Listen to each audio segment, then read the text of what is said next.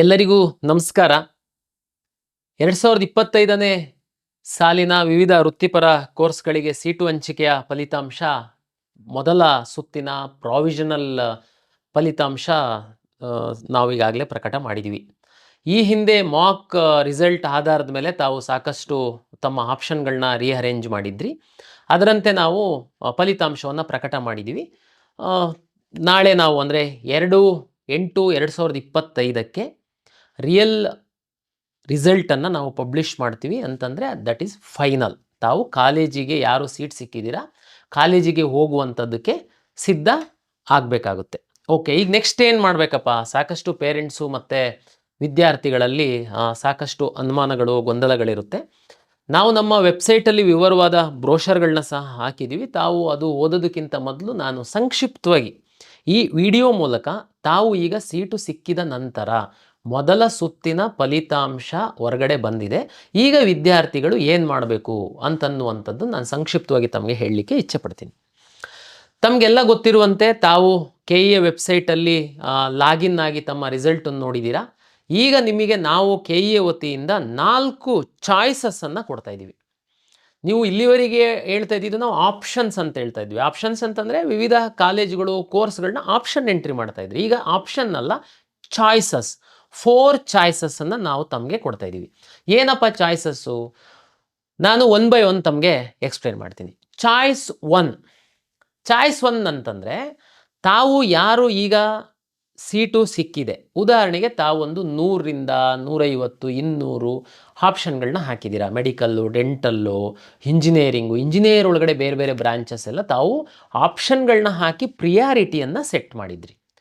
ತಮ್ಮ ಮೀಸಲಾತಿ, ತಮ್ಮ ರ್ಯಾಂಕು ಹಾಗೂ ತಮ್ಮ ಆಪ್ಷನ್ಗಳ ಪ್ರಿಯಾರಿಟಿ ಆಧರಿಸಿ ನಾವು ಸೀಟನ್ನು ಹಂಚಿಕೆಯನ್ನು ಮಾಡಿದ್ದೀವಿ. ಈಗ ನಿಮಗೆ ಸಿಕ್ಕಿರುವಂತಹ ಸೀಟು ಅಂದರೆ ನಿಮ್ಮ ಕನಸೇನೆ, ಉದಾಹರಣೆಗೆ ಒಂದು ಯಾವುದೋ ಪ್ರತಿಷ್ಠಿತ ಕಾಲೇಜಲ್ಲಿ ಕಂಪ್ಯೂಟರ್ ಸೈನ್ಸನ್ನೇ ಮಾಡಬೇಕು ಅನ್ನುವಂಥದ್ದು ತಮ್ಮ ಆಸೆ ಇತ್ತು. ಈಗ ನಿಮಗೆ ಅದೇ ಕೋರ್ಸು ಸಿಕ್ಕಿದೆ. ನಿಮ್ಮದು 2ನೇ ತಾಟೇ ಇಲ್ಲ, ಭಾಳ ಸ್ಪಷ್ಟ ನಿಮ್ಮ ಗುರಿ ಇದೆ. ಆ ಕಾಲೇಜಿಗೆ ಹೋಗಿ ನೀವು ಅಡ್ಮಿಷನ್ ಆಗಿಬಿಡಬೇಕು. ತಕ್ಷಣ ನೀವು ಚಾಯ್ಸ್ 1 ಕ್ಲಿಕ್ ಮಾಡಬೇಕು. ಅಂದರೆ ಏನು ಚಾಯ್ಸ್ 1 ಅಂದರೆ? ಈಗ ನನಗೆ ಸಿಕ್ಕಿರುವಂತಹ ಸೀಟು ನನಗೆ ತೃಪ್ತಿಕರವಾಗಿದೆ, ನಾನು ಫರ್ದರ್ ಯಾವುದೇ ರೌಂಡಲ್ಲಿ ನಾನು ಭಾಗವಹಿಸಲ್ಲ, ನಾನು ಕಾಲೇಜಿಗೆ ಹೋಗಿ ಅಡ್ಮಿಷನ್ ಆಗ್ತೀನಿ ಅನ್ನುವಂಥವ್ರಿಗಿರುವಂಥದ್ದು ಚಾಯ್ಸ್ 1. ಏನಪ್ಪ ಚಾಯ್ಸ್ 1 ಕ್ಲಿಕ್ ಮಾಡಿದ ಮೇಲೆ ಏನೇನು ಪ್ರೊಸೀಜರು ನೋಡಿ. ನಾನೀಗಾಗಲೇ ಹೇಳ್ದಂಗೆ, ಉದಾಹರಣೆಗೆ ನಿಮಗೆ ಸರ್ಕಾರಿ ಮೆಡಿಕಲ್ ಕಾಲೇಜು BMC ತಮ್ಮದೆಲ್ಲರದೂ ಕನಸಾಗಿರುತ್ತೆ. ಮೆಡಿಕಲ್ ಆಸ್ಪಿರೆಂಟ್ಸಿಗೆ ಫಸ್ಟ್ ಪ್ರಿಯಾರಿಟಿ ಬಹುತೇಕ ಹಾಕಿರ್ತೀರ. ನಿಮಗೆ BMC ಸಿಕ್ಬಿಟ್ಟಿದೆ ಕಾಲೇಜು. ನೆಕ್ಸ್ಟ್ ಏನು ಮಾಡಬೇಕು? ನೀವು ಚಾಯ್ಸ್ 1 ಹಾಕಬೇಕು. ಅಂದರೆ ನನಗೆ ಸಿಕ್ಕಿರುವಂಥ ಕಾಲೇಜು ತೃಪ್ತಿ ಕೊಟ್ಟಿದೆ, ನಾನು ಕಾಲೇಜಿಗೆ ಹೋಗಿ ಜಾಯಿನ್ ಆಗ್ತೀನಿ. ಚಾಯ್ಸ್ 1 ಹಾಕ್ತಿದ್ದಂಗೆ ತಮಗೆ ಆ ಕಾಲೇಜು ನಿಗದಿಪಡಿಸಿರುವಂಥ, ಸರ್ಕಾರ ನಿಗದಿಪಡಿಸಿರುವಂತಹ ಫೀಸನ್ನು ತಾವು ಪೇ ಮಾಡಬೇಕಾಗುತ್ತೆ. ಚಲನ್ ಡೌನ್ಲೋಡ್ ಮಾಡಿಕೊಳ್ಬೇಕಾಗುತ್ತೆ. ಇಲ್ಲ ಕೆಲವರು ಆನ್ಲೈನಲ್ಲಿ ಪೇಮೆಂಟ್ ಮಾಡ್ತೀವಿ ಅಂತಂದ್ರೂ ಸಣ್ಣ ಅಮೌಂಟ್ ಎಲ್ಲ ಇದ್ದು ನೀವು QR ಕೋಡ್ ಸ್ಕ್ಯಾನ್ ಮಾಡಿ ಮಾಡ್ತೀರಾ ಅಂತಂದ್ರೂ ಸಹ ಅವಕಾಶಗಳಿದ್ದಾವೆ. ಇಲ್ಲ ನಾನು ಬ್ಯಾಂಕಿಗೆ ಹೋಗಿ ಕಟ್ತೀನಿ ಅಂತೇಳಿದರೆ ನೀವು ಚಲನ್ ಡೌನ್ಲೋಡ್ ಮಾಡ್ಕೊಂಡು ಆಯಾಯ ಕಾಲೇಜಿಗೆ ಏನೇನು ಕೋರ್ಸ್ ಫೀಸು ಸರ್ಕಾರ ಫಿಕ್ಸ್ ಮಾಡಿದೆ ಆ ಚಲನ್ ಬರುತ್ತೆ. ತಾವು ಹೋಗಿ ಬ್ಯಾಂಕಿಗೆ ಹೋಗಿ ಹಣ ಕಟ್ತೀರಾ. ಕಟ್ಟಿದ ನಂತರ ಅದು ನಮ್ಮದು ಮತ್ತು ಬ್ಯಾಂಕಿನ ಇಂಟಿಗ್ರೇಷನ್ ಇದೆ. ನೆಕ್ಸ್ಟು ನಿಮಗೆ ಸೀಟ್ ಕನ್ಫರ್ಮೇಷನ್ ಸ್ಲಿಪ್ ಡೌನ್ಲೋಡ್ ಆಗೋದಕ್ಕೆ ರೆಡಿ ಆಗುತ್ತೆ. ನೋಡಿ, ಕಳೆದ ವರ್ಷಕ್ಕೂ ಈ ವರ್ಷಕ್ಕೂ ನಾವು ಒಂದು ಸಣ್ಣ ಬದಲಾವಣೆ ಮಾಡಿದ್ದೀವಿ. ಕಳೆದ ವರ್ಷ ಏನಾಗ್ತಿತ್ತು, ತುಂಬ ಈ ಹಿಂದೆ ಭಾಗವಹಿಸಿರೋರು ಮತ್ತು ಇದರಲ್ಲಿ ಸ್ವಲ್ಪ ನಾಲೆಡ್ಜ್ ಇರುವಂಥವರಿಗೆ ತಮಗೆ ಗೊತ್ತಿದೆ. ಚಾಯ್ಸ್ 1 ಆಗ್ತಿದ್ದಂಗೆ ಚಲನ್ ಡೌನ್ಲೋಡ್ ಮಾಡ್ಕೊಳ್ತಾ ಇದ್ರಿ, ದುಡ್ಡು ಕಟ್ತಿದ್ದಂಗೆ ಅಡ್ಮಿಷನ್ ಸ್ಲಿಪ್ ಡೌನ್ಲೋಡ್ ಆಗ್ತಿತ್ತು, ಅಡ್ಮಿಷನ್ ಆರ್ಡರ್ ಡೌನ್ಲೋಡ್ ಆಗ್ತಿತ್ತು. ಅಡ್ಮಿಷನ್ ಆರ್ಡರಲ್ಲಿ ನಿಮಗೆ ಗೊತ್ತಾ ಇಂಥ ಕಾಲೇಜು ಇಂಥ ಅಡ್ಮಿಷನ್ ಆರ್ಡರ್, ಅದು ಅಡ್ಮಿಷನ್ ಆರ್ಡರ್ ತಗೊಂಡು ನೀವು ಕಾಲೇಜಿಗೆ ಹೋದರೆ ಮುಗೀತು, ಅಂದರೆ ನೀವು ಅಡ್ಮಿಷನ್ ಆದಂಗೆ ಆಗ್ತಿತ್ತು. ಬಟ್ ನಾವು ಈ ಸರಿ ಸಣ್ಣ ಬದಲಾವಣೆ ಮಾಡಿದ್ದೀವಿ. ನೀವು ಚಾಯ್ಸ್ 1 ಹಾಕಿ ಹಣ ಕಟ್ತಿದ್ದಂಗೆ ನಿಮಗೆ ಸೀಟ್ ಕನ್ಫರ್ಮೇಷನ್ ಸ್ಲಿಪ್, ನಿಮಗೆ ಇಂಥ ಕಾಲೇಜಿನಲ್ಲಿ ಇಂಥ ಸೀಟು ಖಾತ್ರಿಯಾಗಿದೆ ಅನ್ನುವಂತಹ ಒಂದು ಸ್ಲಿಪ್ ಡೌನ್ಲೋಡ್ ಮಾಡ್ಕೊಳ್ಳೋದಕ್ಕೆ ಬರುತ್ತೆ. ಆ ಸ್ಲಿಪ್ಪಲ್ಲಿ ನೀವು ಇಂತಿಂಥ ಕೆಳಕಂಡಂಥ ದಾಖಲೆಗಳನ್ನ ತಗೊಂಡು ಕಾಲೇಜಿಗೆ ಹೋಗಬೇಕು ಅಂತನ್ನುವಂತಹ ವಿವರ ಸಹ ಇರುತ್ತೆ. ತಾವು ಆ ಒಂದು ಸೀಟ್ ಕನ್ಫರ್ಮೇಷನ್ ಸ್ಲಿಪ್ಪನ್ನು ತಗೊಂಡು ನಿಮಗೆ ಅಲರ್ಟ್ ಆಗಿರುವಂತಹ ಕಾಲೇಜಿಗೆ ತಾವು ಹೋದರೆ ಕಾಲೇಜಲ್ಲಿ ಸಿಸ್ಟಮ್ ಮುಂದ್ಗಡೆ ನಿಮಗೆ ಕೂರಿಸಿ ನಿಮ್ಮದೊಂದು ಫೋಟೋ ತಗೊಳ್ತಾರೆ. ನೀವು ಅಪ್ಲಿಕೇಶನ್ ಹಾಕಿರುವಂತಹ ಸಂದರ್ಭದಲ್ಲಿ ಕೊಟ್ಟಿರುವಂತಹ ಫೋಟೋ ನಿಮ್ಮದು ರಿಯಲ್ ಫೋಟೋ ಎರಡನ್ನೂ ಮ್ಯಾಚ್ ಮಾಡ್ತಿದ್ದಂಗೆ ನಿಮ್ಮ ಲಾಗಿನ್ ಓಪನ್ ಆಗುತ್ತೆ, ನಿಮ್ಮ ಮೊಬೈಲಿಗೆ OTP ಬರುತ್ತೆ, ಅಲ್ಲಿ ಯಾರು ಅಡ್ಮಿಷನ್ ಕಾಲೇಜ್ ಇದೆ ಅವರಿಗೊಂದು OTP ಬರುತ್ತೆ, ಅದನ್ನು ಎಂಟ್ರಿ ಮಾಡಿದರೆ ನಿಮ್ಮ ಲಾಗಿನ್ ಓಪನ್ ಆಗುತ್ತೆ. ಜೊತೆಗೆ ನೀವು ತೆಗೆದುಕೊಂಡು ಹೋಗಿರುವಂಥ ಎಲ್ಲ ಮೂಲ ದಾಖಲೆಗಳನ್ನ ಅವರಿಗೆ ತೋರಿಸ್ಬೇಕು.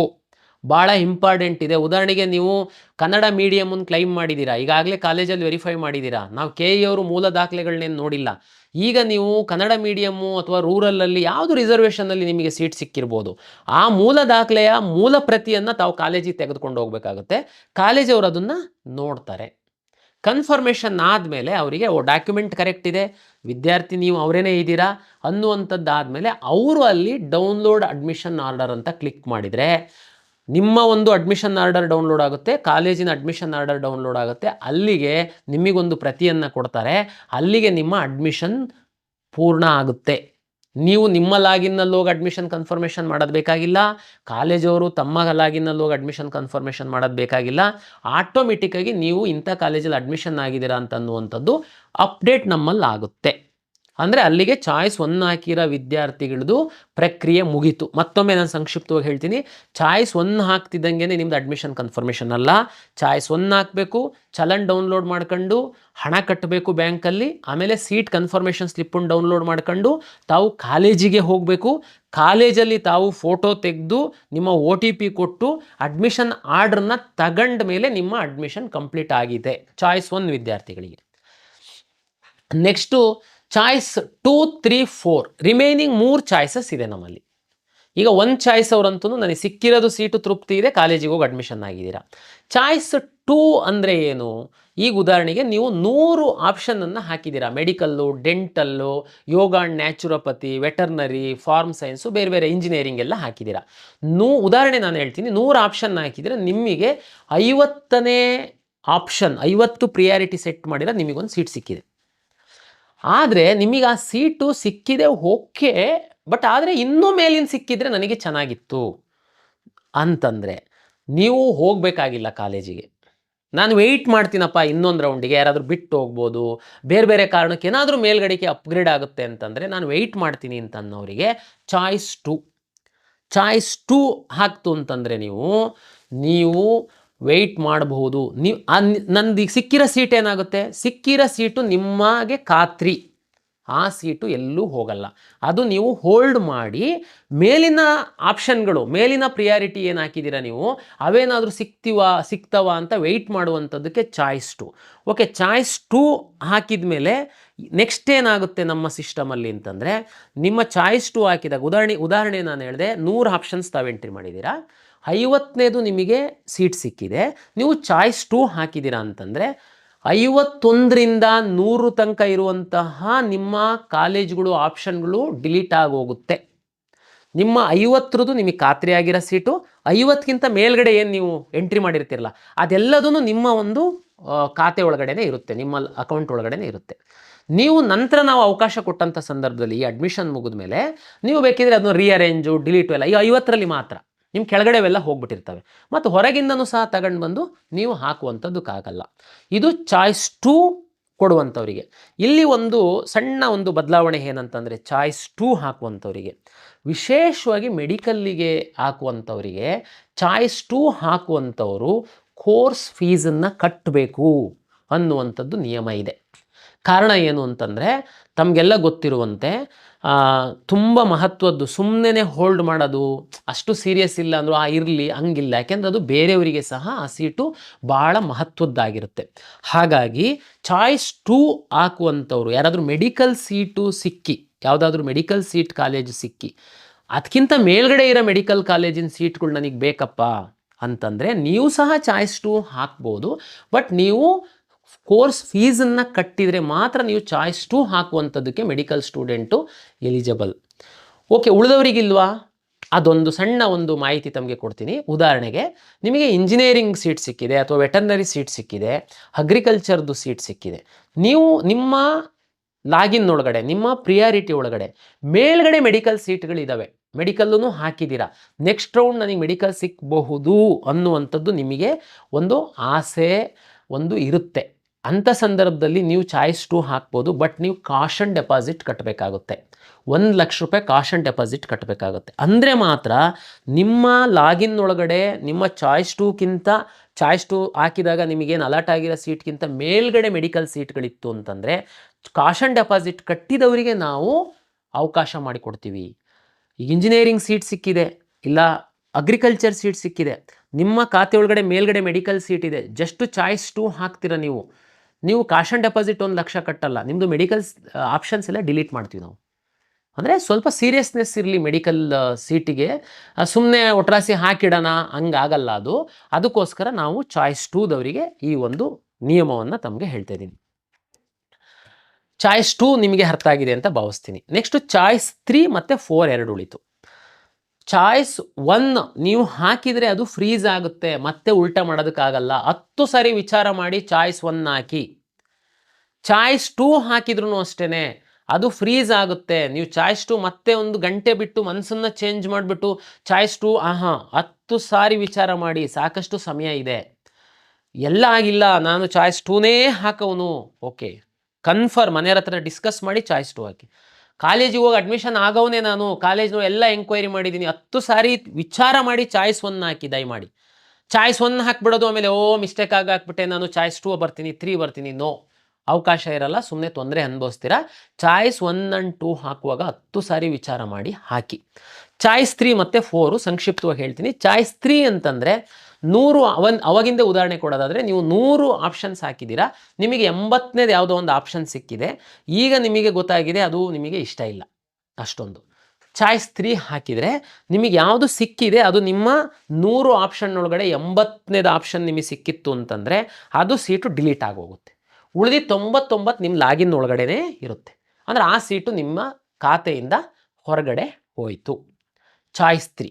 ಚಾಯ್ಸ್ 4 ಅಂದರೆ ನೀವೀಗಾಗಲೇ ಮ್ಯಾನೇಜ್ಮೆಂಟ್ ಸೀಟ್ ಅಡ್ಮಿಷನ್ ಆಗಿರ್ಬೋದು, ಇಲ್ಲ ಯಾವುದಾದ್ರೂ ಬೇರೆ ಕಾಲೇಜಲ್ಲಿ ಅಡ್ಮಿಷನ್ ಆಗಿರ್ಬೋದು, ಇಲ್ಲ ಲಾಂಗ್ ಟರ್ಮಿಗೆ ಕೋಚಿಂಗಿಗೆ ಸೇರಿರ್ಬೋದು, ನಿಮಗೆ ನಮ್ಮ ಕೌನ್ಸಿಲಿಂಗಲ್ಲಿ ಮುಂದುವರಿಯುವಂಥದ್ದಕ್ಕೆ ಆಸಕ್ತಿ ಇಲ್ಲ. ಚಾಯ್ಸ್ 4 ಹಾಕಿ ತಾವು ನಮ್ಮ ಸಿಸ್ಟಮಿಂದ ಹೊರಗಡೆ ಹೋಗ್ಬೋದು. ಕಳೆದ ವರ್ಷದ ನಮ್ಮ ಅನುಭವದ ಮೇಲೆ ಚಾಯ್ಸ್ 3, 4 ಅವರಿಗೆ ಮಾತ್ರ ಒಂದು ಅವಕಾಶ ಕೊಟ್ಟಿದ್ದೀವಿ ನಾವು. ಚಾಯ್ಸ್ 1, 2 10 ಸರಿ ವಿಚಾರ ಮಾಡಿ ಹಾಕಿ, ಒಂದು ಸರಿ ಹಾಕಿದರೆ ಫ್ರೀಸ್ ಆಗುತ್ತೆ.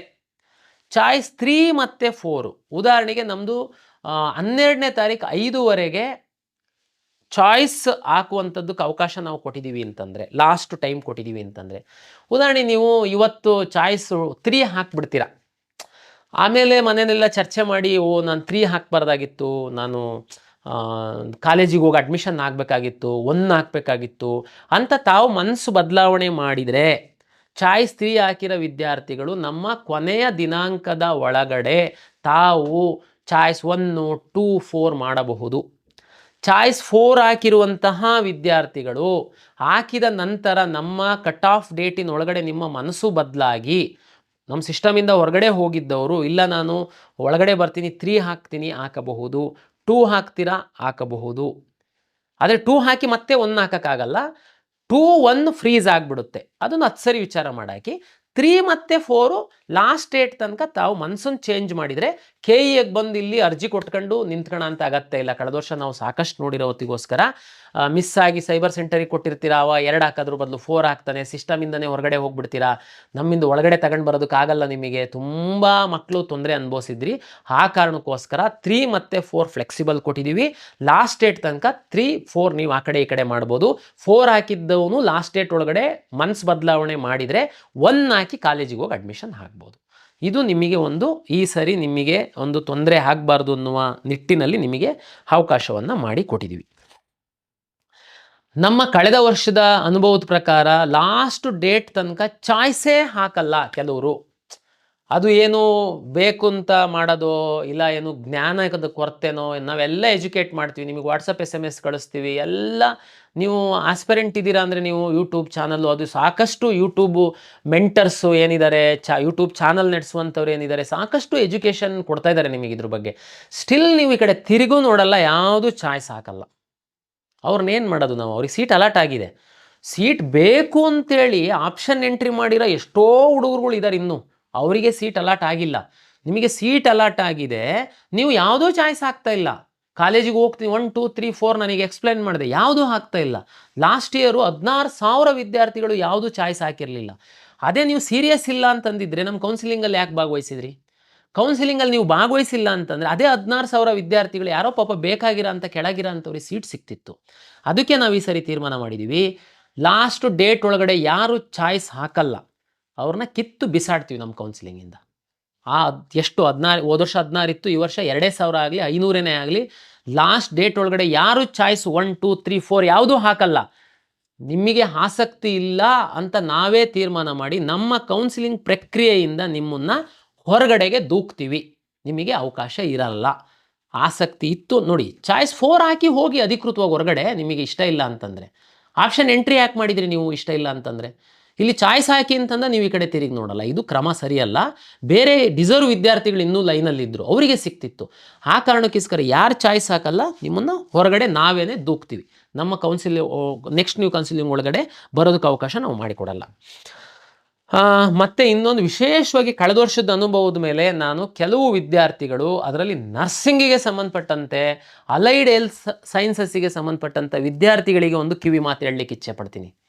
ದಯಮಾಡಿ ನೀವು ಕಾಲೇಜು ನೋಡದೆ ಆಪ್ಷನ್ ಎಂಟ್ರಿ ಮಾಡಿದ್ದು, ಈಗ ನಿಮಗೆ ಯಾವುದೋ ಒಂದು ಕಾಲೇಜು ಅಲಾಟ್ ಆಗಿದೆ ಅಂತಂದರೆ, ಕಾಲೇಜಿಗೆ ಹೋಗ್ತೀನಿ ಅಂಥೇಳಿ ರಪ್ ಅಂತ ನೀವು ಚಾಯ್ಸ್ 1 ಹಾಕಿ ದುಡ್ಡು admission order seat confirmation slip ತಗೊಂಡು ಕಾಲೇಜಿಗೆ ಹೋಗುವಂಥದ್ದನ್ನು ಸಾಧ್ಯವಾದಷ್ಟು ಕಡಿಮೆ ಮಾಡಿ ಎನ್ನುವಂಥದ್ದು ನನ್ನ ವಿನಂತಿ. ಏನು ಹಿಂಗಂದರೆ, ನೀವು ಕಾಲೇಜ್ ನೋಡಿದ್ದೀರಾ, ಕ್ಲಾರಿಟಿ ಇದೆ, ಕಾಲೇಜ್ ಬಗ್ಗೆ ಎಲ್ಲ ಜ್ಞಾನ ಇದೆ, ನಿಮಗೆ ಏನು ಪ್ರಾಬ್ಲಮ್ ಇಲ್ಲ, ಕ್ಲಿಕ್ ಮಾಡಿ ಸೀಟಿದು ಕನ್ಫರ್ಮೇಷನ್ ಸ್ಲಿಪ್ ತಗೊಳ್ಳಿ, ಹೋಗಿ ಅಡ್ಮಿಷನ್ ಆಗಿ. ಕಾಲೇಜೇ ಎಲ್ಲಿದೆ ಗೊತ್ತಿಲ್ಲ, ಕಾಲೇಜ್ ಹೇಗಿದೆ ಗೊತ್ತಿಲ್ಲ, ಸುಮ್ಮನೆ ಕಂಪ್ಯೂಟ್ರಲ್ಲಿ ನೋಡ್ಬಿಟ್ಟು ಆಪ್ಷನ್ ಎಂಟ್ರಿ ಮಾಡಿಬಿಟ್ಟಿದ್ದೀರಾ. ದಯಮಾಡಿ ನಂದು ಹೆಂಗಿದ್ರು ನಾವು 1 ವಾರ ಟೈಮ್ ಕೊಡ್ತಾಯಿದ್ದೀವಿ. ಇದು ನಿಮ್ಮ ಜೀವನದ ಬಹು ಮುಖ್ಯವಾದಂತಹ ಭಾಗ ಅಡ್ಮಿಷನ್. ಯಾಕೆಂದರೆ ನೀವು ಮುಂದೆ 3-4 ವರ್ಷ ಆ ಕಾಲೇಜಲ್ಲಿ ಇರಬೇಕಾಗುತ್ತೆ. ದಯಮಾಡಿ ನೀವು ಸಾಧ್ಯ ಆದರೆ ಒಂದು ಕಾಲೇಜಿಗೆ ವಿಸಿಟ್ ಮಾಡಿ ನೀವು ನೋಡಿ. ಯಾಕೆಂದರೆ ಆನ್ಲೈನ್ ಇದೆ, ನೀವು ಕಾಲೇಜ್ ಹತ್ರ ಹೋಗಿ ವಿಸಿಟ್ ಮಾಡಿ ಅಲ್ಲೇ. ಯಾಕೆಂದರೆ ನರ್ಸಿಂಗು ವಿಶೇಷವಾಗಿ ಅಲೈಡ್ ಹೆಲ್ತ್ ಸೈನ್ಸಸ್ಸಿಗೆ ನಾವೇನು ಕಟ್ಟಿಸ್ಕೊಂತಿಲ್ಲ. ನೀವು ಜಸ್ಟ್ ನಮ್ಮ ಹತ್ರ ಏನು ಪ್ರೊಸೆಸಿಂಗ್ ಫೀಸ್ ಏನಿದೆ ಅದು ಕಟ್ತೀರಾ, ಸೀಟ್ಸ್ ಕನ್ಫರ್ಮೇಷನ್ ಸ್ಲಿಪ್ ತಗೊಂಡು ಕಾಲೇಜಿಗೆ ಹೋಗ್ತೀರಾ, ಕಾಲೇಜಲ್ಲಿ ಕಟ್ಟುವಂಥದ್ದು. ಅದು ಆನ್ಲೈನಲ್ಲಿ ಸಹ ನಿಮ್ಮ ಮೊಬೈಲಲ್ಲಿ ಸಹ ನೀವು ಮಾಡಿಬಿಡ್ಬೋದು ಅದನ್ನು. ಬಟ್ ನಮಗೆ ಯಾಕೆ ಇದನ್ನು ನಾನು ಹೇಳ್ತಾ ಇದ್ದೀನಿ ಅಂದರೆ, ಕಳೆದ ವರ್ಷ ಏನಾಗಿತ್ತು ನಮಗೆ ಅಂತಂದರೆ, ತುಂಬ ಮಕ್ಕಳು ಅಡ್ಮಿಷನ್ ಆರ್ಡರ್ ಡೌನ್ಲೋಡ್ ಮಾಡ್ಕೊಂಡು ಕಾಲೇಜಿಗೆ ಹೋಗ್ತಾಯಿದ್ರು. ಕಾಲೇಜಿಗೆ ಹೋಗಿ ಅವರು ಏನೋ ಕಾರಣಕ್ಕೆ ಅವರು ಫೀಸ್ ಜಾಸ್ತಿ ಕೇಳಿದರು ಅನ್ನೋದು ಕೆಲವು ಕಾರಣ, ಕಾಲೇಜ್ ಚೆನ್ನಾಗಿಲ್ಲ ಅನ್ನೋದು ಕೆಲವು ಕಾರಣ, ಅವರ ಮನೆಯಿಂದ ಆ ಕಾಲೇಜ್ ಹತ್ರ ಅಂತ ಹಾಕಿದ್ರು, ಆದರೆ ಕಾಲೇಜು ತುಂಬ ದೂರ ಇದೆ, ಬೇರೆ ಬೇರೆ ಕಾರಣ ಗೊತ್ತಲ್ಲ ನಿಮಗೆ. ಪೇರೆಂಟ್ಸು ಮಕ್ಕಳು ನೀವು ಅಡ್ಮಿಷನ್ ಇನ್ನೇನು ಆಗಿಬಿಡ್ಬೇಕು ಅಂದಾಗ ಬೇರೆ ಬೇರೆ ಕಾರಣಗಳು ಬರ್ತವೆ. ಆವಾಗ ನೀವು ಅಡ್ಮಿಷನ್ ಆರ್ಡರ್ ಡೌನ್ಲೋಡ್ ಮಾಡ್ಕೊಂಡಿರೋರು KEಗೆ ಬರೋಕ್ಕೆ ಶುರು ಮಾಡಿದ್ರಿ. ಸರ್ ನಂದು ಕ್ಯಾನ್ಸಲ್ ಮಾಡಿ ಸರ್, ಕಾಲೇಜ್ ಇಷ್ಟ ಇಲ್ಲ. ಸರ್ ಕ್ಯಾನ್ಸಲ್ ಮಾಡಿ ಸರ್, ನಮ್ಮ ಮನೆಯಿಂದ ದೂರ ಆಗುತ್ತೆ. ಸರ್ ಕ್ಯಾನ್ಸಲ್ ಮಾಡಿ ಸರ್, ಅಲ್ಲಿ ಕಾಲೇಜಲ್ಲಿ ಹೋದರೆ ಏನೇನೋ ಕೇಳ್ತಾ ಇದ್ದಾರೆ ನಮಗೆ, ಕಲಿಯೋಕ್ಕಾಗಲ್ಲ ಸರ್. ಅದಕ್ಕೇ ನಾನು ವಿನಂತಿ ಮಾಡ್ಕೊಳ್ತೀನಿ ನೋಡಿ. ಆಮೇಲೆ ನಾವು ಮಾಡೋಕ್ಕಾಗಲ್ಲ, ಒಂದು ಸರಿ ತಾವು ಡೌನ್ಲೋಡ್ ಮಾಡ್ಕೊಂಡಾದ್ಮೇಲೆ ನಿಮ್ಗೆ ಕ್ಯಾನ್ಸಲ್ ಮಾಡೋದಕ್ಕಾಗಲ್ಲ. ನಿಮ್ಮನ್ನು ಒಳಗಡೆ ಸಿಸ್ಟಮಿಗೆ ಬಿಟ್ಕೊಂಡು ತುಂಬ ಗೊಂದಲ ಆಗಿಬಿಡುತ್ತೆ. ಅದಕ್ಕೇ ನಾನು ನಿಮ್ಮಲ್ಲಿ ವಿನಂತಿ ಮಾಡ್ಕೊಂಡು, ಟೈಮ್ ಇದೆ, 1 ವಾರದ ತನಕ ಟೈಮ್ ಇದೆ. ನಿಮ್ಮ 3-4 ವರ್ಷ ನೀವು ಆ ಕಾಲೇಜಲ್ಲಿ ಕಳಿಬೇಕು. ಕಾಲೇಜ್ ಬಗ್ಗೆ ಸ್ವಲ್ಪ ತಿಳ್ಕೊಂಡು ನೀವು ಇಲ್ಲ ಅಂತಂದರೆ ಸರ್, ಇಲ್ಲ ಅಂತಂದರೆ ನಂಗೆ ಕಾಲೇಜ್ ಇಷ್ಟ ಆಗಿಲ್ಲ. ನೋಡಿ, ಚಾಯ್ಸ್ ಹಾಕೋದಕ್ಕೆ ಮೊದಲೇ ನಿಮಗೆ ಆ ಕಾಲೇಜ್ ಇಷ್ಟ ಆಗಲ್ಲ ಅಂತಂದರೆ ನೀವು ಚಾಯ್ಸ್ 3 ಹಾಕ್ಬೋದಾ? ಅವಕಾಶ ಇದೆ. ಆ ಕಾಲೇಜ್ ಹೊರಟೋಗುತ್ತೆ ನಿಮ್ಮ ಲಾಗಿನಿಂದ, ನೆಕ್ಸ್ಟ್ ರೌಂಡಿಗೆ ನೀವು ಬರ್ಬೋದು. ಅದು ಅವಕಾಶ ನಾವು ಕೊಟ್ಟಿದ್ದೀವಿ. ಬಟ್ ನೀವು ಅಡ್ಮಿಷನ್ ಆರ್ಡ್ರನ್ನ ಸೀಟ್ ಕನ್ಫರ್ಮೇಷನ್ ಸ್ಲಿಪ್ ತಗೊಂಡು ಕಾಲೇಜಿಗೆ ಹೋಗಿ ಆಮೇಲೆ ಕ್ಯಾನ್ಸಲ್ ಅಂತಂದರೆ ನೀವು ಇಲ್ಲಿ 10 ಸಾರಿ ಬರೋದು. ನಮ್ಮ ಸಿಸ್ಟಮ್ ಒಳಗಡೆ ಅದು ಮಾಡೋದಕ್ಕೆ ನಮಗಾಗಲ್ಲ. ತುಂಬಾ ನಮಗೆ ಕಷ್ಟ ಕೊಟ್ಟಿದ್ದೀರ ಲಾಸ್ಟ್ ಇಯರ್. ದಯಮಾಡಿ ವಿನಂತಿಯನ್ನು ಮಾಡಿಕೊಳ್ತೀನಿ, ತಕ್ಷಣ ಕಾರ್ಯಪ್ರವೃತ್ತರಾಗಿ. ಯಾರ್ಯಾರಿಗೆ ಯಾವ್ಯಾವ ಸೀಟ್ ಸಿಕ್ಕಿದೆ, 3 ವರ್ಷ ಕಲಿಯುವಂಥದ್ದು, ಕಾಲೇಜು ಹಿನ್ನೆಲೆ, ಕಾಲೇಜ್ ನೋಡೋದಿದ್ದರೆ ನೋಡಿ, ತಂದೆ ತಾಯಿ ಕರ್ಕೊಂಡೋಗಿ ಸೂಕ್ತ ತೀರ್ಮಾನ ತಗೊಳ್ಳಿ. ಅಲ್ಲೇ ಕವಿಯನ್ ಆನ್ಲೈನ್ ಇದೆ, ಕಾಲೇಜಿಗೆ ಹೋಗ್ತೀರಾ, ಎಲ್ಲ ಇಷ್ಟ ಆಯಿತು, ಚಾಯ್ಸ್ ಅಲ್ಲೇ ಹಾಕಿ, ಅಲ್ಲೇ ಡೌನ್ಲೋಡ್ ಮಾಡ್ಕೊಳ್ಳಿ, ಅಲ್ಲೇ ಅಡ್ಮಿಷನ್ ಆಗಿ ಮುಗ್ದೋಯ್ತು ಅಷ್ಟೇ. ಭಾಳ ಸಿಂಪಲ್ ಮಾಡಿದ್ದೀವಿ ನಾವು. ಇದನ್ನು ಜ್ಞಾನದಲ್ಲಿ ಇಟ್ಕೊಳ್ಳಿ. ಸುಮಾರು ಇಂಜಿನಿಯರಿಂಗ್ ಕಾಲೇಜ್ ವಿದ್ಯಾರ್ಥಿಗಳಿಗೂ ಸಹ ಇದು ಅನ್ವಯಿಸುತ್ತೆ. ತಾವು ಸಹ ಎಲ್ಲರೂ ನಾನು ಹೇಳೋದು, ನೀವು ಸ್ಟಡಿ ಮಾಡಿ. ವಿಶೇಷವಾಗಿ ನರ್ಸಿಂಗ್ ಅಲೈಡ್ ಹೆಲ್ತ್ ಸೈನ್ಸಸ್ ಹೇಳಿದೆ, ಉಳಿದಂಥವ್ರು ತಾವು ಕಾಲೇಜ್ ಬಗ್ಗೆ ಸ್ಟಡಿ ಮಾಡಿ ನೀವು ಚಾಯ್ಸ್ ಹಾಕಿ ಸ್ಟಡಿ ಮಾಡೋಕ್ಕೆ ಹೋಗಬೇಡಿ. ಚಾಯ್ಸ್ ಹಾಕ್ಬಿಟ್ಟು ಆಮೇಲೆ ಕಾಲೇಜ್ ಇಷ್ಟ ಇಲ್ಲ, ಉಲ್ಟಾ ಮಾಡೋಕ್ಕಾಗಲ್ಲ. 3-4 ಮಾತ್ರ, 1 and 2 ಫ್ರೀಸ್ ಆಗುತ್ತೆ. ಮತ್ತೆ ಹೇಳ್ತಾ ಇದ್ದೀನಿ. ಓಕೆ, ಅಂತಿಮವಾಗಿ ನಾನು ಮೆಡಿಕಲ್ ವಿದ್ಯಾರ್ಥಿಗಳಿಗೆ ಸಂಬಂಧಪಟ್ಟಂತೆ ಒಂದು ಮಾತು ಹೇಳಲಿಕ್ಕೆ ಇಚ್ಛೆ ಪಡ್ತೀನಿ. MCC ಅವರು ಫಸ್ಟ್ ರೌಂಡ್ ಮಾಡಿದ ಮೇಲೆ KE ಅವರು ಫಸ್ಟ್ ರೌಂಡ್ ಮಾಡಬೇಕು. ಬಟ್ ಈಗ MCC ಅವರು ನಿನ್ನೆ ಮತ್ತೆ ಸಹ 2 ದಿನ ಎಕ್ಸ್ಟೆಂಡ್ ಮಾಡಿದ್ದಾರೆ. ಬಟ್ ನಾವು ರಿಸಲ್ಟನ್ನು ಪಬ್ಲಿಷ್ ಮಾಡಿದ್ದೀವಿ. ಈ ಹಿಂದಿನ ವಿಡಿಯೋದಲ್ಲೇ ನಾನು ಹೇಳಿದ್ದೀನಿ, ಫಸ್ಟು ರೌಂಡಲ್ಲಿ ನಮ್ಮ ರಿಸಲ್ಟು ಅವರ ರಿಸಲ್ಟು ಸೈಮಲ್ಟೇನಿಯಸ್ಲಿ ಒಟ್ಟೊಟ್ಟಿಗೇ ಬಿಟ್ಟರೆ, ಹಿಂದೆ ಮುಂದೆ ಬಿಟ್ಟರೆ ಯಾವ ವಿದ್ಯಾರ್ಥಿಗಳಿಗೂ ಏನು ಪ್ರಾಬ್ಲಮ್ ಇಲ್ಲ. ಆದರೆ ಒಂದು ಪ್ರಾಬ್ಲಮ್ ಇದೆ. ಏನಂದರೆ, ನಾನೇನಾದ್ರೂ ಮೆಡಿಕಲ್, ಈಗ ಸದ್ಯಕ್ಕೆ ನಾವು ನೀಟ್ ರ್ಯಾಂಕ್ ಆಧರಿಸಿ ಅಡ್ಮಿಷನ್ ಆಗುವಂತಹ ಮೆಡಿಕಲ್, ಡೆಂಟಲ್, ಹೋಮಿಯೋಪತಿ ಈ 3ಕ್ಕೆ ನಾನು ಸೀಟ್ ಅಲಾಟ್ ಮಾಡಿದ್ದೀನಿ. ನಾನು ನಾಳೆಯಿಂದ ಏನಾದರೂ ಅಡ್ಮಿಷನ್ ಕೊಟ್ಬಿಡ್ತು ಅಂತಂದರೆ, ಇನ್ನು MCCದ ರಿಸಲ್ಟ್ ಬಂದಿಲ್ಲ, ನಮ್ಮ ಕನ್ನಡಿಗರಿಗೆ ಅನ್ಯಾಯ ಆಗುತ್ತೆ. ಆ ಕಾರಣಕ್ಕೋಸ್ಕರ ನಾನು ನಾಳೆಯಿಂದ ಈ 3 ಮೆಡಿಕಲ್ಲು, ಡೆಂಟಲ್ಲು ಮತ್ತು ಹೋಮಿಯೋಪತಿ ನೀಟ್ ರ್ಯಾಂಕ್ ಆಧರಿಸಿ ನಾನೇನು ರಿಸಲ್ಟನ್ನು ಮಾಡಿದ್ದೀನಿ, ಇದನ್ನು ನಾನು ಅಡ್ಮಿಷನ್ನಿಗೆ ಎನೇಬಲ್ ಮಾಡಲ್ಲ. ಯಾವಾಗ MCC ಅವ್ರದ್ದು first round real result publish ಆಗುತ್ತೆ, ಅದು ಆದಮೇಲೆ 1 ದಿನ ನಿಮಗೆ ವಿಚಾರ ಮಾಡೋದಕ್ಕೆ ಕೊಟ್ಟು ನಾನು ಇದನ್ನು ಅಡ್ಮಿಷನ್ ಎನೇಬಲ್ ಮಾಡ್ತೀನಿ. ಈಗ ಮೆಡಿಕಲ್, ಡೆಂಟಲ್, ಹೋಮಿಯೋಪತಿ ನಿಮಗೆ ಸೀಟ್ ಸಿಕ್ಕಿರೋದು ನೋಡ್ಕೊಳ್ಳಿ, ಖುಷಿಯಾಗಿರಿ, ವಿಚಾರ ಮಾಡ್ತಾಯಿರಿ, ಥಿಂಕ್ ಮಾಡ್ತಾಯಿರಿ. ನಿಮಗೆ ಯಾವುದು ಚಾಯ್ಸನ್ನು ನಾನು ಕೊಡಲ್ಲ.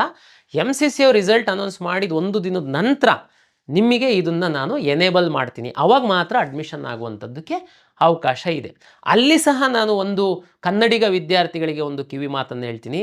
ತಮಗೆಲ್ಲರಿಗೂ ಗೊತ್ತಿದೆ, ಸರ್ಕಾರಿ ಮೆಡಿಕಲ್ ಕಾಲೇಜಲ್ಲಿ 15% ಸೀಟ್ಗಳನ್ನ MCC ಅವರು ಅಲಾಟ್ ಮಾಡ್ತಾರೆ. ನೀವು ಮೆರಿಟೋರಿಯಸ್ ವಿದ್ಯಾರ್ಥಿಗಳೇನಿದ್ದೀರಾ, ನೀವು MCCನಲ್ಲೂ ಪಾರ್ಟಿಸಿಪೇಟ್ ಮಾಡಿದ್ದೀರಾ, ನಮ್ಮಲ್ಲೂ ಪಾರ್ಟಿಸಿಪೇಟ್ ಮಾಡಿದ್ದೀರಾ. ನಿಮಗೆ ನಮ್ಮಲ್ಲೂ ಸೀಟ್ ಸಿಕ್ಕಿದೆ. ಬಹುತೇಕ ನಿಮ್ಮ ರ್ಯಾಂಕ್ ಚೆನ್ನಾಗಿತ್ತು ಅಂತಂದರೆ ನಾಳೆ MCCನಲ್ಲಿ ಸಹ ಸಿಗುತ್ತೆ. ನನ್ನ ವಿನಂತಿ ಏನಂತಂದರೆ, ಏನು ಡಿಫ್ರೆನ್ಸ್ ಇಲ್ಲ, ಜಸ್ಟ್ ಸೀಟ್ ಅವ್ರು ಅಲಾಟ್ ಮಾಡ್ತಾ ಇದ್ದಾರೆ, ಇಲ್ಲಿದ್ದು ಉಳಿದಿದ್ದು 85% ನಾನು ಸೀಟ್ ಅಲಾಟ್ ಮಾಡ್ತಾ ಇದ್ದೀನಿ. ರಾಜೀವ್ ಗಾಂಧಿ ಯೂನಿವರ್ಸಿಟಿದೇನೇ ಅಫಿಲಿಯೇಷನ್ನು. ನಾನು ಗೌರ್ಮೆಂಟ್ ಮೆಡಿಕಲ್ ಕಾಲೇಜ್ 15% ಬಗ್ಗೆ ಹೇಳ್ತಾ ಇದ್ದೀನಿ. ಏನು ಕಾಲೇಜ್ ಅದೇನೆ, ಅಫಿಲಿಯೇಷನ್ ರಾಜೀವ್ ಗಾಂಧಿ, ಅಲಾಟ್ ಅಷ್ಟೇ ಅವ್ರು ಮಾಡ್ತಾರೆ, ಇಲ್ಲಿಂದ 85% ನಾನು ಮಾಡ್ತೀನಿ. ನೀವು ಯಾರು MCCನಲ್ಲೂ ಸೀಟ್ ಸಿಕ್ಕಿ KENನಲ್ಲೂ ಸೀಟ್ ಸಿಕ್ಕಿರೋ ವಿದ್ಯಾರ್ಥಿಗಳಿಗೆ ವಿನಂತಿ ಏನಂತಂದರೆ, ನೀವು ವಿಚಾರ ಮಾಡಿ MCC ನೀವು ಎಲ್ಲಿ ಬೇಕಾದರೂ ಅಡ್ಮಿಷನ್ ಆಗ್ಬೋದು, ನಾನು ಇಲ್ಲ ಅಂತ ಹೇಳ್ತಾ ಇಲ್ಲ. ಬಟ್ ಆದರೆ ಒಂದು ವಿನಂತಿ ಇದೆ ನನ್ನ ಕಡೆಯಿಂದ, ತಾವು ದಯಮಾಡಿ MCCಯಿಂದ ಅಲಾಟ್ ಆಗಿರೋ ಸೀಟಲ್ಲಿ ಅಡ್ಮಿಷನ್ ಆಗಿ ಎನ್ನುವಂಥದ್ದು ನನ್ನ ವಿನಂತಿ. ನಿಮ್ಗಿಂತ ಸ್ವಲ್ಪ ರ್ಯಾಂಕ್ ಕಡಿಮೆ ಇರುವಂತಹ ನಿಮ್ಮ ಕರ್ನಾಟಕದ ಸಹೋದರ ಸಹೋದರಿಯರು ನಿಮ್ಗಿಂತ ಕೆಳಗಡೆ ಕ್ಯೂನಲ್ಲಿದ್ದಾರೆ. ನೀವು ಒಂದು ವೇಳೆ MCC 15%ಅಲ್ಲಿ ತಾವು ಅಡ್ಮಿಷನ್ ಆದಲ್ಲಿ ನಿಮ್ಮ ಇನ್ನೊಂದು ಸಹೋದರ ಸಹೋದರಿ ಕನ್ನಡಿಗರಿಗೆ ಒಂದು ಅವಕಾಶ ಸಿಗುತ್ತೆ. ಇದು ಒಂದು ವಿನಂತಿ, ಯಾಕೆಂದರೆ ಡಿಫ್ರೆನ್ಸ್ ಏನೂ ಇಲ್ಲ. ಹಾಗಾಗಿ ಇದು ತಾವು ವಿಚಾರ ಮಾಡಿ ತೀರ್ಮಾನ ಮಾಡಿ ಅಂತ ಹೇಳ್ತಾ, ಮತ್ತು ಇನ್ನೊಂದು ಮೆಡಿಕಲ್ ಕಾಲೇಜು, ಪ್ರೈವೇಟ್ ಮೆಡಿಕಲ್ ಕಾಲೇಜಲ್ಲಿ ಸರ್ಕಾರಿ ಸೀಟು ಮತ್ತು ಹೈಯರ್ ಫೀಸು ಸೀಟು ತೆಗೆದುಕೊಳ್ಳುವಂತಹ ವಿದ್ಯಾರ್ಥಿಗಳಿಗೆ ಇಲ್ಲಿವರೆಗೆ ಏನು ಮಾಡ್ತಾಯಿದ್ರಿ, ಯಾವುದೇ ಖಾಸಗಿ ಕಾಲೇಜುಗಳಲ್ಲಿ ತಾವು ಸರ್ಕಾರಿ ಸೀಟು ಮತ್ತು ಹೈಯರ್ ಫೀಸ್ ಸೀಟ್ಗಳನ್ನು ತಾವು ತೆಗೆದುಕೊಂಡಲ್ಲಿ KEAಗೆ ಬಂದು ದಾಖಲೆಗಳನ್ನು ಸಬ್ಮಿಟ್ ಮಾಡಿ, ಅಂದರೆ ಚಾಯ್ಸ್ 1 ಹಾಕ್ತಿದ್ರಿ, ದುಡ್ಡು ಕಟ್ತಿದ್ರಿ, KEAಗೆ ಬಂದು ಡಾಕ್ಯುಮೆಂಟ್ ಸಬ್ಮಿಟ್ ಮಾಡ್ತಿದ್ರಿ, ನಂತರ ನಾವಿಲ್ಲಿ ಕೊಡುವಂತಹ ಡಾಕ್ಯುಮೆಂಟ್ ಸಬ್ಮಿಟ್ ಮಾಡಿರೋ ಸ್ಲಿಪ್ಪನ್ನು ತಗೊಂಡು ತಿರ್ಗಾ ನೀವು ಕಾಲೇಜಿಗೆ ಹೋಗಿ ಜಾಯಿನ್ ಆಗ್ತಾಯಿದ್ರಿ. ನೋಡಿ, ಉದಾಹರಣೆಗೆ ಬೀದರ್ ಒಬ್ಬ ವಿದ್ಯಾರ್ಥಿಗೆ ಕಲಬುರಗಿ ಮೆಡಿಕಲ್ ಪ್ರೈವೇಟ್ ಕಾಲೇಜಲ್ಲಿ ಗೌರ್ಮೆಂಟ್ ಸೀಟ್ ಸಿಕ್ಕಿದೆ ಅಂದರೆ ಬೀದರಿಂದ ಬೆಂಗಳೂರಿಗೆ ಬಂದು ಇಲ್ಲಿ ಡಾಕ್ಯುಮೆಂಟ್ ಸಬ್ಮಿಟ್ ಮಾಡಿ ತಿರ್ಗಾ ಮತ್ತೆ ನೀನು ಕಲಬುರಗಿಗೆ ಹೋಗಬೇಕಾಗಿತ್ತು. ನಾವಿದನ್ನು ಮಾನ್ಯ ವೈದ್ಯಕೀಯ ಸಚಿವರೊಂದಿಗೆ ಈ ಬಗ್ಗೆ ನಾನು ಮನವರಿಕೆ ಮಾಡಿಕೊಟ್ಟಿದ್ದಾಗ ಅವರು ಸಹ ಒಪ್ಪಿದ್ದಾರೆ. ಈ ಹಿಂದೆ ಇದನ್ನು ಯಾಕೆ ಮಾಡಿದ್ರು ಅಂತಂದರೆ ತಮಗೆಲ್ಲ ಗೊತ್ತಿತ್ತು, ಒಂದಷ್ಟು ಬ್ಲಾಕಿಂಗು ಅದು ಇದು ಎಲ್ಲ ಆಗ್ತಿತ್ತು ಅಂತ. ಬಟ್ ಈಗೆಲ್ಲ ತಮ್ಗೆ ಗೊತ್ತಿದೆ, ನಿಯಮ ಚೇಂಜ್ ಆಗಿದೆ. 1 ಸೀಟ್ ಉಳಿದ್ರೂ ಸಹ ಅದು KEAಗೆ ಬರಬೇಕು, KEA ಅವರು ಅಲಾಟ್ ಮಾಡುವಂಥದ್ದು. ಹಾಗಾಗಿ ಈಗ ಯಾರು ಬ್ಲಾಕು ಅದು ಇದು ಮಾಡುವಂಥದ್ದು ಪ್ರಶ್ನೆನೇ ಇಲ್ಲ. ಹಾಗಾಗಿ ಯಾರಿಗೆ ಪ್ರೈವೇಟ್ ಕಾಲೇಜಲ್ಲಿ ಗೌರ್ಮೆಂಟ್ ಸೀಟ್ ಸಿಕ್ಕಿದೆ ಮತ್ತು ಹೈಯರ್ ಫೀಸಿನ ಸೀಟ್ ಸಿಕ್ಕಿರುವಂಥವರು ಈ ಬಾರಿ ತಾವು ಕಷ್ಟಪಟ್ಟು KEAಗೆ ಬಂದು ದಾಖಲೆಯನ್ನು ಸಬ್ಮಿಟ್ ಮಾಡಿ ಕಾಲೇಜಿಗೆ ಹೋಗುವಂತಹ ಅಗತ್ಯ ಇಲ್ಲ. ತಾವು ಚಾಯ್ಸ್ 1 ಹಾಕಿ ದುಡ್ಡು ಕಟ್ಟಿ ನೇರವಾಗಿ ಕಾಲೇಜಿಗೆ ಹೋಗಿ ಅಲ್ಲಿ ಮೂಲ ದಾಖಲೆಗಳನ್ನು ಕೊಟ್ಟು ಅಡ್ಮಿಷನ್ ಮಾಡಿಕೊಳ್ಳುವಂತಹ ಒಂದು ವ್ಯವಸ್ಥೆಯನ್ನು ನಾವು ಈ ಬಾರಿ ಮಾಡಿದ್ದೀವಿ. ಇದು ತಮಗೆ ಒಂದು ಅನುಕೂಲ ಆಗುತ್ತೆ ಅಂತ ನಾನು ಭಾವಿಸಿದ್ದೀನಿ.